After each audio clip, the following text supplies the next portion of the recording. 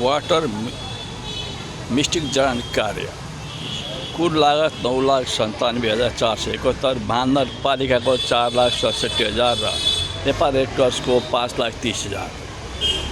आज यही हो। अब यही ड्रममा 1000 लिटरको ड्रम, यो पानी यहाँ पानी भरिन्छ र यहाँ मिसिन्छ, यहाँ आउँछ र सोमबारको दिन उद्घाटन भइसकेको थियो। यसरी यही पाइपबाट पानी त्यहाँ मिसाइन्छ। यो पाइप भन्यो भने ट्राफिक चौकदेखि जल्ला मोडदेखि अलिक मास्तिर लगभग 4 किलोमिटर जति चढान गरिएको छ। अब भन्नुहोस्, अब यो विदेशी प्रविधि, अब विदेशमा यस्तै हुन्थ्यो अरे।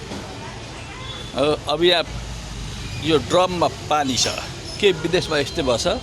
तर यो उद्घाटन भएपछि यो काम सकियो, यो मिसिन बिग्रियो अरे, प्रविधि खराब हो।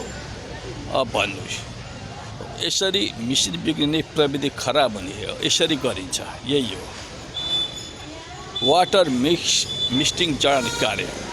शुभारम्भ गरेको दिन चाहिँ पानी भट्टाबाट आएको थियो।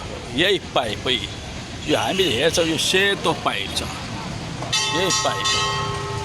यो पाइप ट्राफिक चौकदेखि जल्ला मोडदेखि अलिक उत्तरसम्म छ, लगभग 3 किलोमिटर अन्दाजी। अब भन्नुहोस्, यसको उपयोगिता अहिले उपयोग हुन सकेको छैन। यहाँ पानी सकियो भने पानी हाल्ने कसले? यो कसले हेर्ने? यसको प्रविधि को छ? यो कसरी हेर्ने? यसतर्फ महानगरपालिकाको ध्यान गएको छैन। योजनाको नाम वाटर मिस्टिङ जडान, सम्पन्न भने 3:31, तर किनभने उद्घाटन सोमबारकै दिन गरिएको थियो। उद्घाटन गरेको 3 घन्टासम्म भने पानी आयो, केही ठाउँ आएको थियो भने त्यसपछि पानी आएको छैन। यही हो वाटर मिक्सिङ जडान कार्य।